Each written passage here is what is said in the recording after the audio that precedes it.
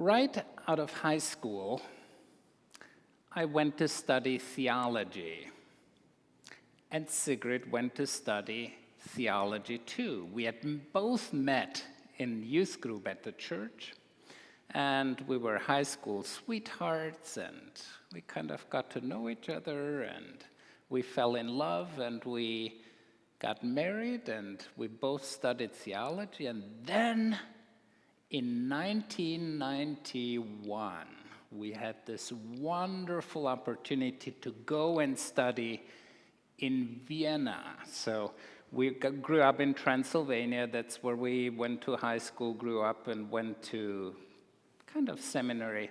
But then we had this wonderful opportunity, go to the big city, to Vienna. We got a scholarship, both of us. So we went to Vienna.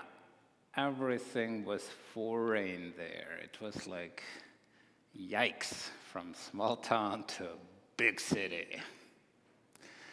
I still remember walking into the dorm and thinking like, I don't know, 6-story dorm and so many students.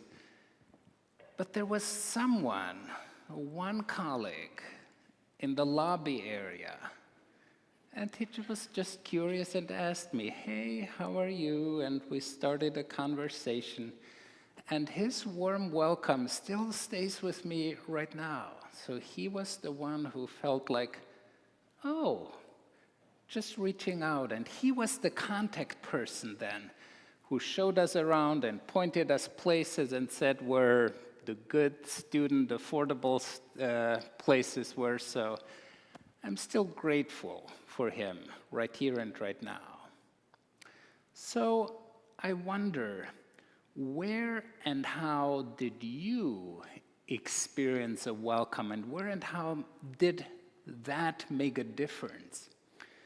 We heard from the Hebrew scripture, the Old Testament in Genesis. It was the genuine, deep, and heartfelt welcome of Abram and Sarah that brought God's blessing to them. Abram could have looked the other way, 3 strangers coming, what the heck, let them just pass by. But no, he opened up, he extended the table, he welcomed them. And there was a beautiful, deep, a life-changing blessing in that by him welcoming them and by Sarah doing the same. And that's at the heart of our scripture readings. In the Old Testament, it says, love your neighbor as yourself. We know that. It's key and core to us. But in the Old Testament, it says 36 times, love the stranger, love the foreigner. Why does it say that so many times? Because it's so important, it's so core, it's so crucial. And the reason for that is always described in the Old Testament as, you know what it is like to be a stranger because you were in Egypt. You were far away from home. You were enslaved. You were just cut off from your own roots. You know what it feels like to be new in a place that you, yikes, don't know how to deal with.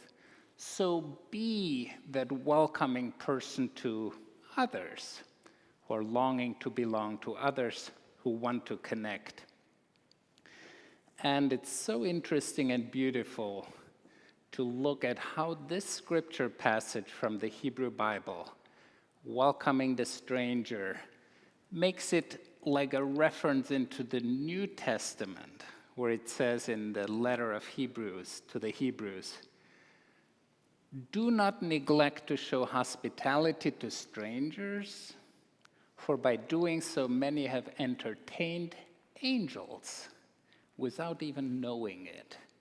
So Abram and Sarah had no idea who these people were, but they were angels bringing God's blessing. So here my question for you, and I ask you to turn to each other in the pew. The only requirement, no one should be on their own, okay? So it should be a conversation somehow. The question is, do we have it on the screens? Share a personal experience about feeling like a stranger or an outsider or being left out. We've all, it's a deeply human experience. So what is one of those experiences you had? 5 minutes. Well, thank you for that. The Old Testament, as we have heard, is very, very clear that the core of who we are, what connects us, is to welcome one another, to welcome the stranger, those who are on the outsides, on the margins. And that makes the biggest difference. I remember Gregory Boyle, a Jesuit priest who founded and is still running Homeboy Industries in California, one of the greatest gang intervention programs. So creating jobs, bakeries, and so on, where people with backgrounds and with checkered past and painful experiences, where he drew them in to get them out of gangs and gave them jobs just to work and find a way out. And he said his vision, what draws him is when we extend the table, or in his language, the circle, wider and wider to a point that no one is outside of the circle of grace or of the circle of God or the circle of humanity. So open up enough so that everyone belongs. And the invitation from Jesus, Jesus himself says, how you welcome a stranger, how you welcome someone who is different, that's the way how you welcome me. That's the Matthew 25 passage. So, second question is, where and how did you experience a welcome as a blessing? So either you welcomed someone, opened up, or were curious, and it became a blessing for you. I think that's the question. So did you have that experience, and what experience is it? Second question, share an experience where welcoming a stranger became a blessing for you. Same small groups. 3 minutes this time. Okay. Do we have 2 or 3 people who are willing to share an experience? Yes, Darren. And hold it to your chin. So this isn't about me, but it's about 2 college students and how they met and became best friends. It was orientation, and someone had a plate of food, and some random girl just walks up to her and says, "I'm hungry," and starts eating her food right off her plate. And then she started talking with her, and about 15 to 20 minutes later, they became good friends and then became roommates and now are best of friends. So around food. A plate of good food makes a difference. Another one.